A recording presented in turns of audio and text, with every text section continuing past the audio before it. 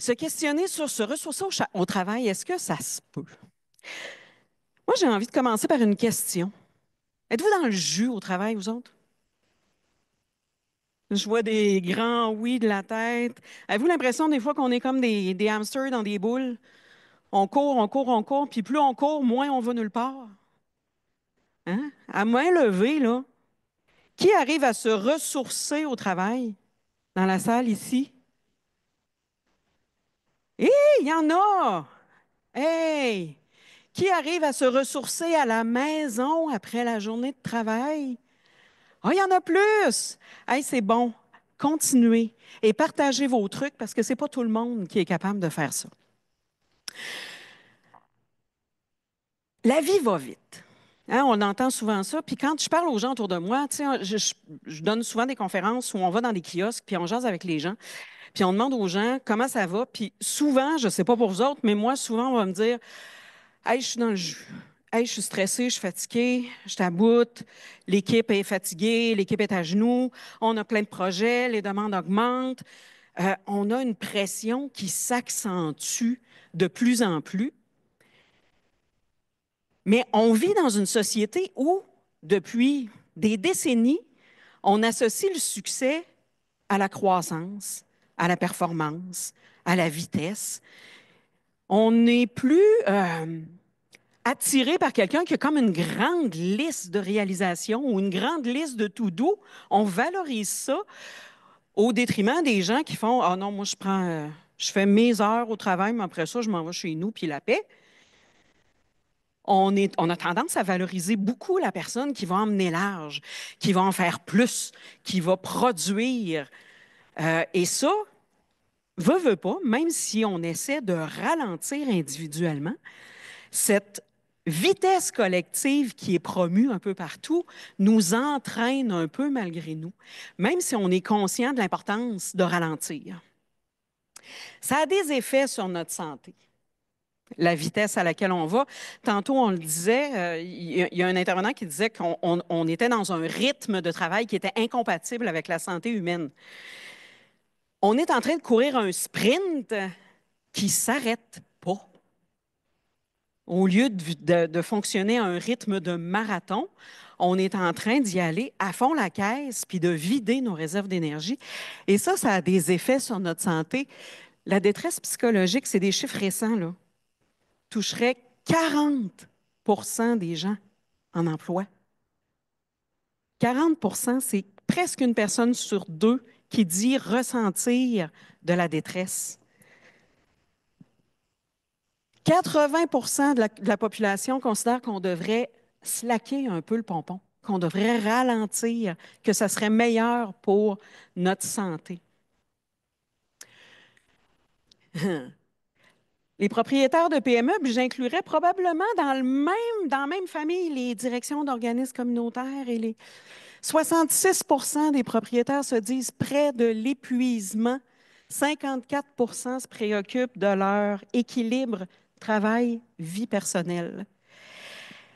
Et je serais curieuse de refaire le sondage aujourd'hui avec les annonces de nos voisins américains sur des tarifs. Il y a peut-être bien des gens que l'équilibre travail-vie personnelle, il va être mis à rude épreuve dans les prochains mois, dans les prochaines années, malheureusement.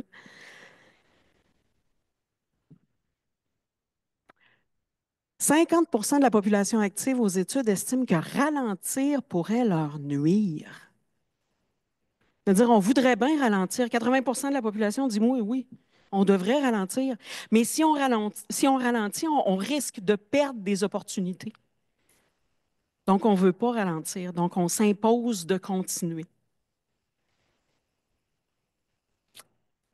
Désolée de vous ramener là, mais la pandémie a eu des effets au niveau de la santé et au niveau de la santé mentale. On le sait tous. Beaucoup de gens ici sont représentants d'organismes en santé mentale.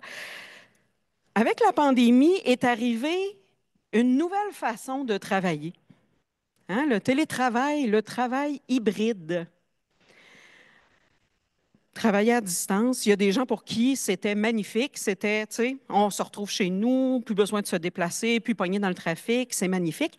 Mais avec ce mode de fonctionnement-là, ce qu'on s'est rendu compte, c'est qu'on a vu un allongement des heures de travail.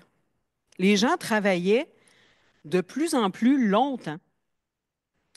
Je vais déjeuner, je commence à 8 heures, je finis de déjeuner à 8 heures moins 10. J'entreprendrai pas quelque chose. Je vais aller m'installer à mon ordinateur, je vais aller lire mes courriels.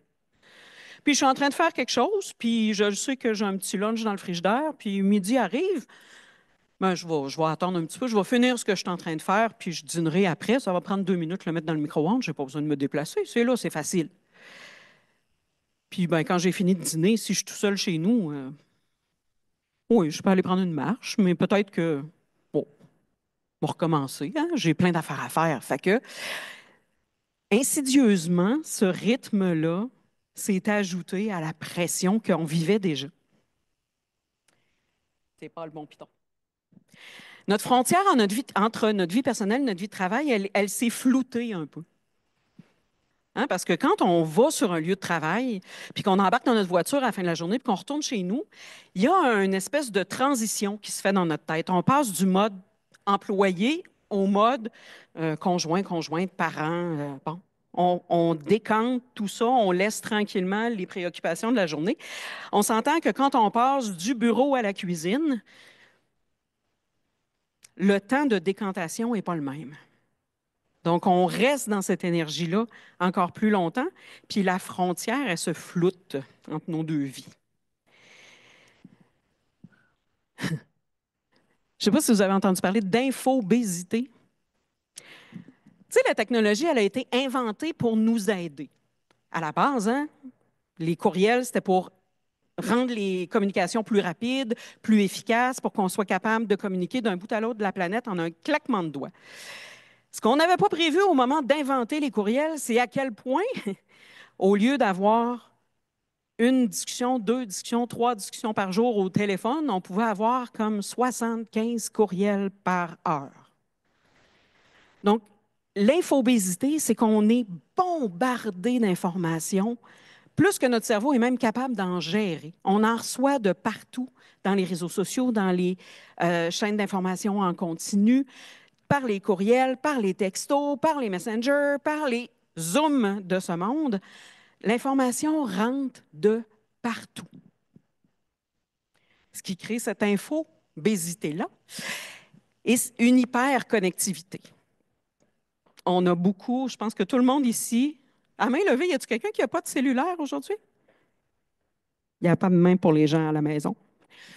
On a ça dans nos poches et on fonctionne avec le cellulaire, on est attaché, on a accès à cette information-là, on peut être rejoint en tout temps, on se met une pression quand ça sonne de répondre.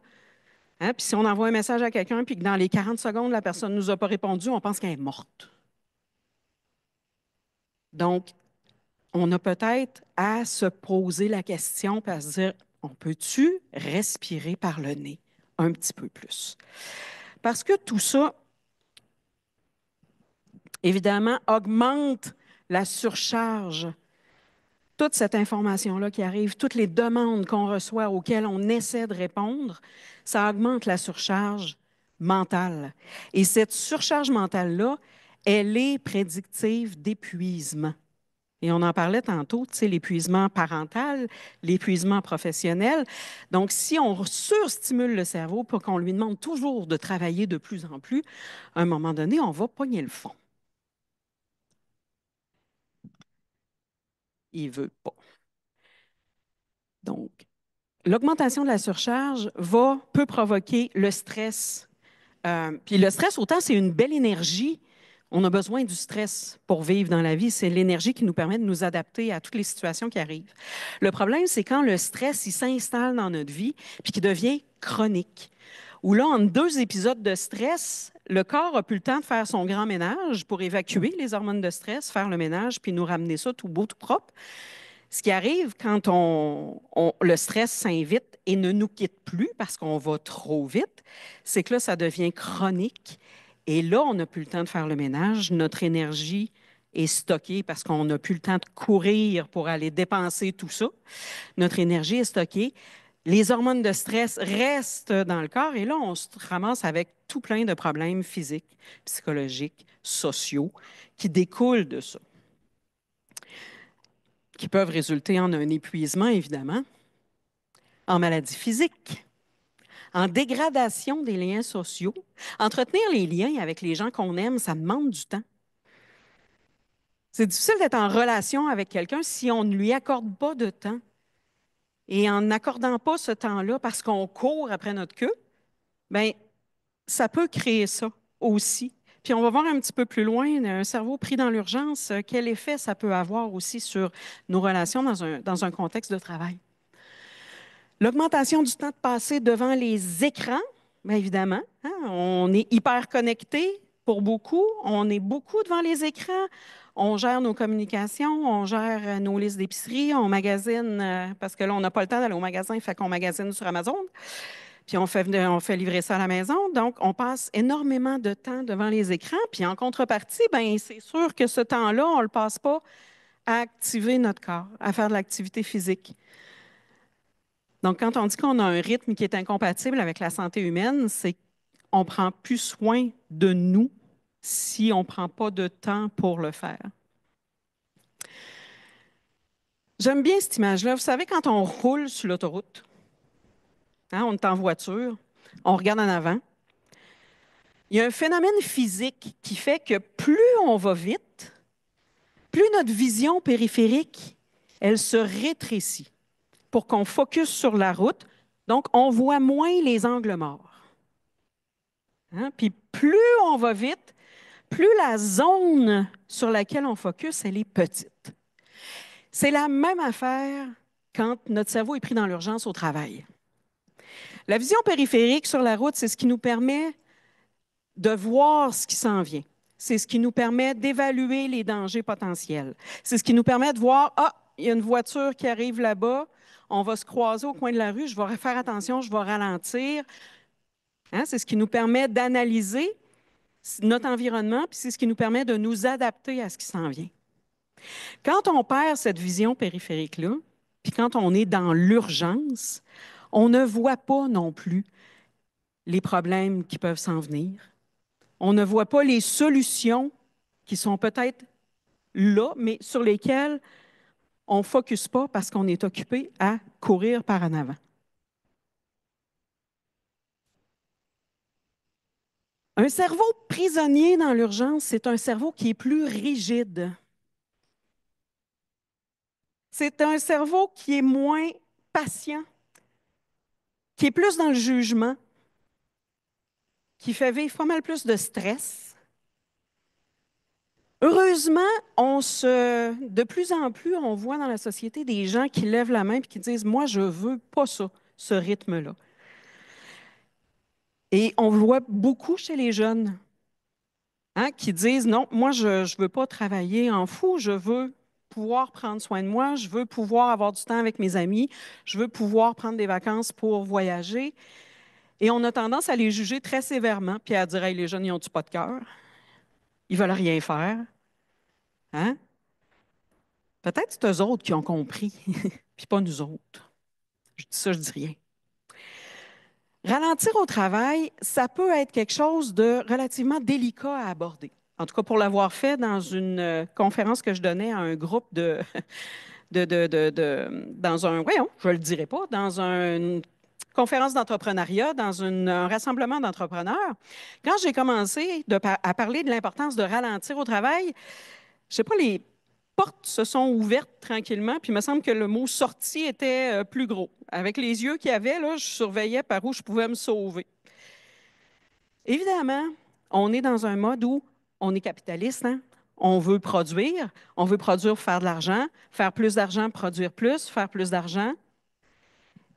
On est dans ce beat-là. Ralentir au travail, ça ne veut pas dire avancer à pas de tortue. Ça ne veut pas dire ne plus rien faire. Ça veut juste dire essayer de trouver ensemble des façons d'aménager le rythme pour qu'il soit plus vivable. On peut mettre en place des conditions qui vont diminuer la pression, la surcharge.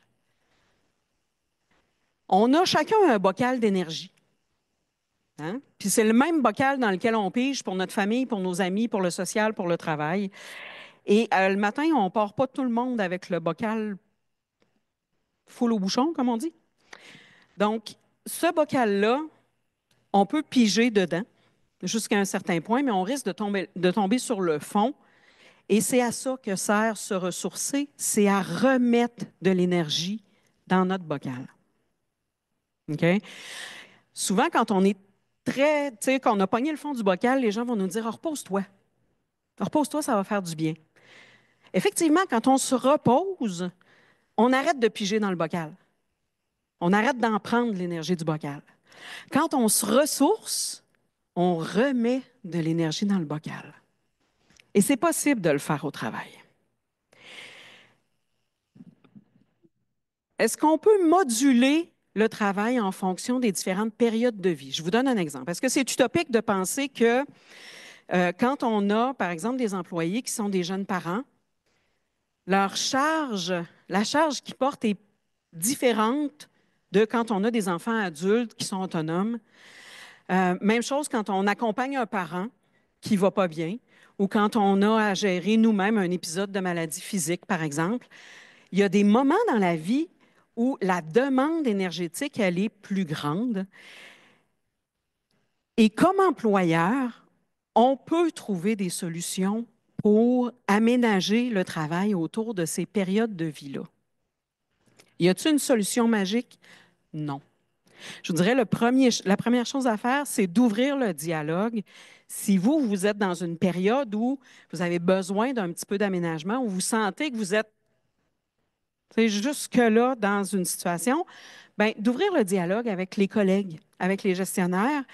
Et dans beaucoup d'organisations, quand on parle de ça, les gens nous disent: oui, ben moi, je vivais ça, puis j'en ai parlé avec mes collègues, puis on a trouvé des solutions ensemble pour essayer d'aménager l'horaire, pour me donner une flexibilité, pour temporairement faire un transfert de tâches, pour se donner le temps aussi de prioriser, de réfléchir à qu'est-ce qui est urgent pour vrai, parce que là, tout est urgent, tout presse. Mais j'ai une collègue que j'aime beaucoup dans un autre groupe membre qui dit toujours: si on ne le fait pas, c'est-tu grave ou si c'est plate? Tout est important, on voudrait tout faire. Puis, pour les gens que je vois dans la salle, il y en a que je connais personnellement, puis je sais que dans vos organisations, vous voulez être là pour les gens, vous ne voulez rien laisser tomber, vous voulez, donner au maximum. Mais à un moment donné, le pot à énergie, il faut y faire attention. Donc, c'est de se demander comment on peut réaménager tout ça pour qu'il y a toujours des périodes de pointe dans des organisations. Il y a toujours des périodes, la préparation d'un événement comme aujourd'hui, évidemment, ça demande un petit boost d'énergie additionnelle, mais est-ce qu'on peut faire de ces moments de pointe-là les exceptions dans une organisation et non pas la norme? Est-ce qu'on peut revenir à un petit pas de jogging qui va nous permettre de continuer à aller de l'avant, mais qui ne fera pas qu'on va finir sur les genoux si on reste à vitesse de sprint et qu'on essaie de maintenir ce rythme-là ad vitam aeternam? Repenser le rythme, c'est ça, c'est se permettre de se questionner, c'est se donner du temps, de réfléchir, de prendre du recul, de revoir les tâches, les priorités, les processus. Un cerveau pour rêver, pour innover, il a besoin de temps. Un cerveau qui est enchaîné dans l'urgence, il est sur l'autoroute en 180, il fonce en avant. Puis c'est pas dans cette énergie-là qu'on peut créer, qu'on peut innover, qu'on peut se déposer et rêver pour un meilleur avenir pour tout le monde. Recharger ses batteries, c'est vital et on peut le faire au travail en faisant notamment la promotion des pauses. Les gens, dans les entreprises privées, beaucoup de gens nous disent: ouais, mais une pause, c'est du temps pas travaillé. Oui, mais en bout de ligne, le temps de pause permet au cerveau de sortir de l'urgence et la productivité d'un cerveau qui a pris un break est meilleure après le break qu'avant. Prendre des pauses, ça libère le cerveau de l'urgence, ça réduit le stress, ça rend possible des nouvelles stratégies d'adaptation. Notre cerveau, il a le temps de voir venir, de réagir. Ça favorise l'innovation, l'ouverture aux autres, parce qu'un cerveau pris dans l'urgence a tendance à être ce qu'on appelle tribaliste.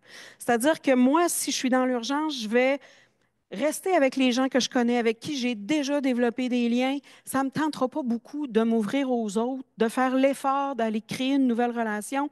Mais bébelle, ma cour, je ne te connais pas une autre fois.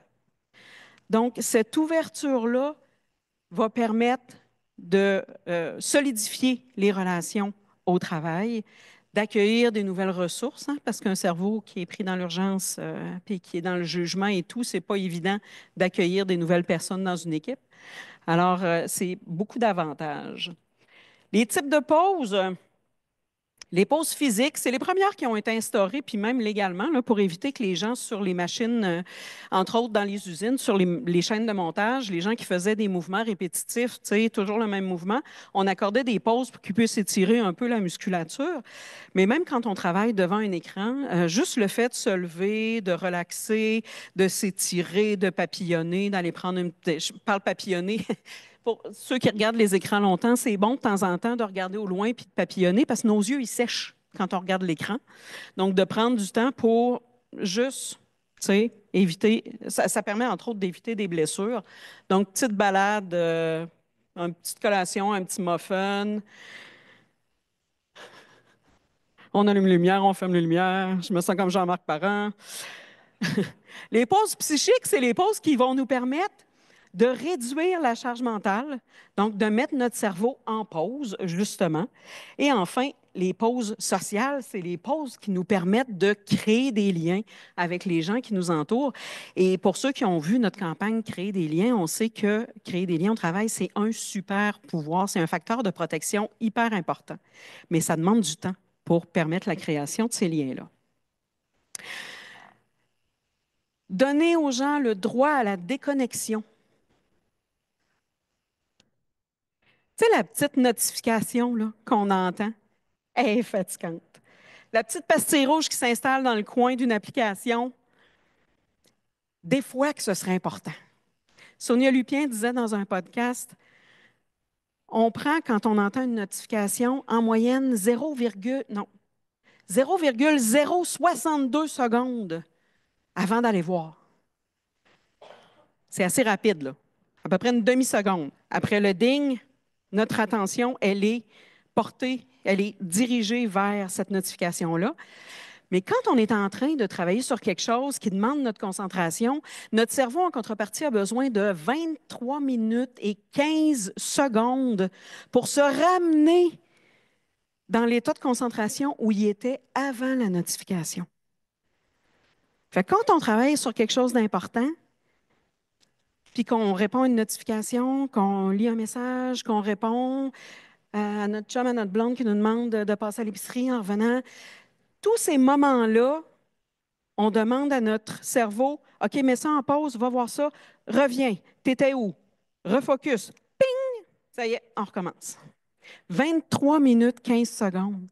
Et ça, c'est de l'attention fragmentée et cette attention-là, elle épuise notre cerveau.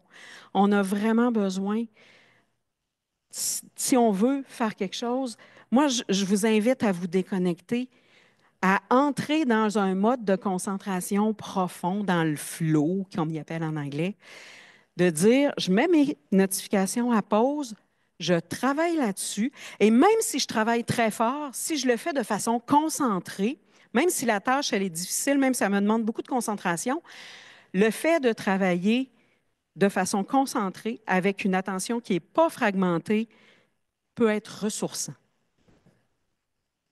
Essayons-le. Enfin, on le disait tantôt, se ressourcer, ça sert de pilier pour toutes les autres astuces, les astuces qui sont des facteurs de protection reconnus pour notre santé mentale. Donc, sans cette énergie-là que le ressourcement nous amène, c'est beaucoup plus difficile d'agir, de ressentir, de s'accepter, s'accepter aussi les uns les autres, de se mettre en action, de découvrir, de faire preuve de curiosité. Si je suis dans le jus, là, c'est pas là que je vais aller essayer de découvrir de nouvelles choses puis d'essayer des nouvelles choses. Souvent, cette énergie-là, on ne l'a pas. On est en mode de survie. Ça permet aussi de développer notre autonomie, notre compétence, de vivre des réussites, de les célébrer et de créer des liens. Moi, je vais vous inviter à découvrir dans le petit guide qui vous a été remis. Son chanson à Chaudière-Appalaches, on leur a tout donné, nous. Mais dans le petit guide de travail qui vous a été remis, c'est un bel outil qui a été développé justement pour pouvoir ouvrir le dialogue dans les milieux de travail. Vous allez retrouver des exercices où on peut faire le point sur comment ça se passe dans mon milieu de travail, comment moi je le vis, ce ressourcement-là. On va pouvoir aussi se questionner qu'est-ce qu'on peut faire ensemble? Parce que ralentir au travail, c'est une responsabilité qui est partagée. Moi, comme individu, quand même que j'arrive dans mon milieu de travail puis je fais Hey gang, moi, je ralentis.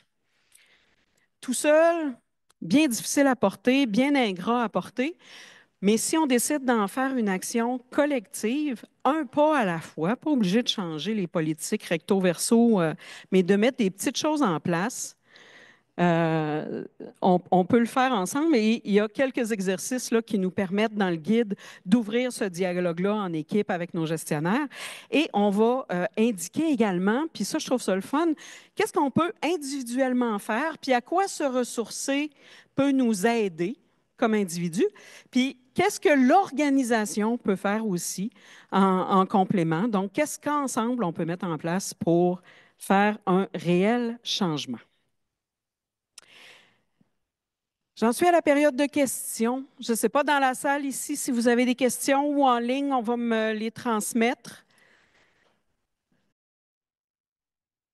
Ce n'est pas une question, c'est un commentaire. Je voulais juste vous féliciter. Euh, bravo. Il y a des gens Ben, qu'on rencontre qu'on dit on aimerait bien avoir comme amis. Alors, bonne journée. ah, ben merci, c'est tellement, je pense que c'est le plus beau compliment qu'on m'a déjà fait. Merci, ça me touche vraiment beaucoup.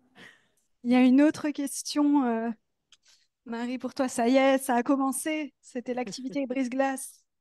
Oui, je suis d'accord avec ce qui vient d'être mentionné. C'était une belle présentation.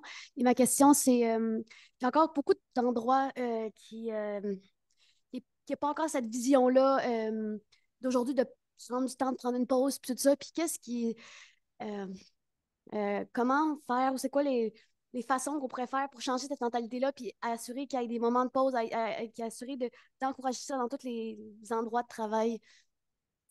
C'est sûr que. Est-ce que vous... Oui, ah, bon, je suis désolée. C'est sûr qu'à l'heure actuelle, on n'a pas une loi qui nous aide à imposer ça dans le milieu du travail. Les milieux de travail, ils sont tenus maintenant de travailler à protéger ou à essayer de minimiser tous les risques psychosociaux. Hein, dans leur milieu de travail, c'est une obligation légale qu'ils ont. Et un des risques psychosociaux, c'est la surcharge de travail. Donc, mais en même temps, on a de la misère parfois à comprendre comment nos bottines et nos babines sont alignées parce que la loi sur la CNESST ne prévoit pas de pause si régulière.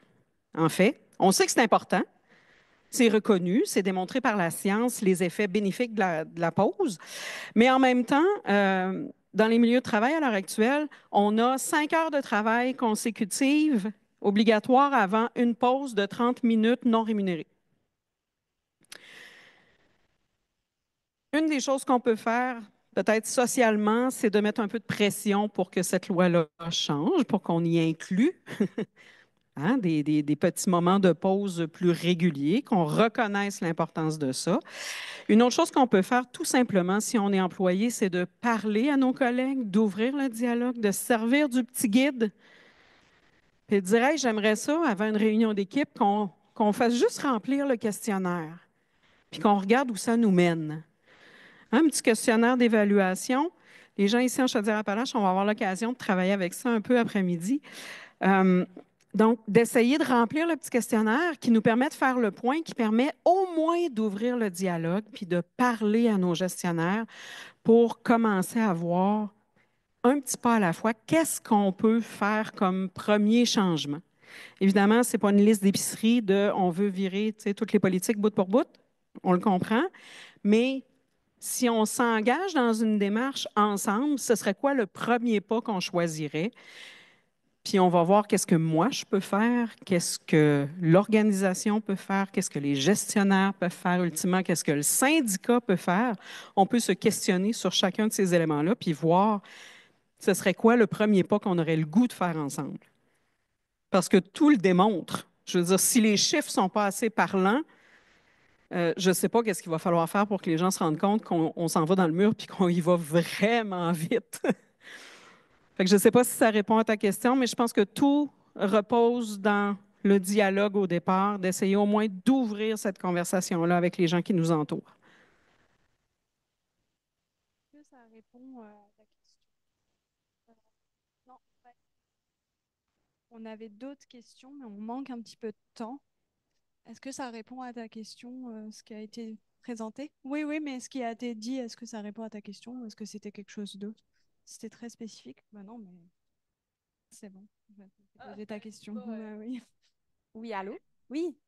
Bon, ben, c'est une grosse question. Je pense qu'il va y avoir une grosse réponse longue. Fait que je suis vraiment pas obligée de répondre, là, mais c'est juste que dans le fond, la phrase là, que vous aviez dit, c'est dans le fond, est-ce que c'est urgent ou est-ce que c'est plate si on le fait pas? Ben là, c'est une grosse question là, sociétale, même, je dirais. En tant qu'infirmière, par exemple, dans une situation comme un milieu urgent, tout est très urgent. Même, on ne peut pas aller vers le plate. Puis des fois, on est poussé à ne pas aller vers le plate. Fait que je veux juste savoir un peu votre impression là-dessus. Effectivement, il y a des milieux où on est victime de cette urgence-là de par même la nature du travail. Si on ne peut pas changer la nature du travail, qu'est-ce qu'on peut aménager autour, dans l'organisation du travail? Comment on peut peut-être réduire le TSO? Comment on peut redonner un contrôle aux personnes sur une gestion de leur horaire? Parce que c'est beaucoup des horaires qui sont imposés. On ne sait pas nécessairement d'une semaine à l'autre. On ne sait pas quand on arrive, on ne sait pas quand on part. Gérer une famille quand on est infirmière, puis qu'on peut avoir un double, un triple à faire à un moment donné, c'est un peu cauchemardesque. Puis j'aimerais ça vous dire qu'il y a une solution magique, mais je pense que la première étape, c'est vraiment de, s'indigner puis de dire on ne peut pas continuer comme ça. Puis de continuer après ça en disant sur quoi on a du contrôle ensemble. La nature du travail, c'est sûr que si quelqu'un arrive enseignant, tu ne peux pas lui dire je te reviens dans 10 minutes, c'est ma pause.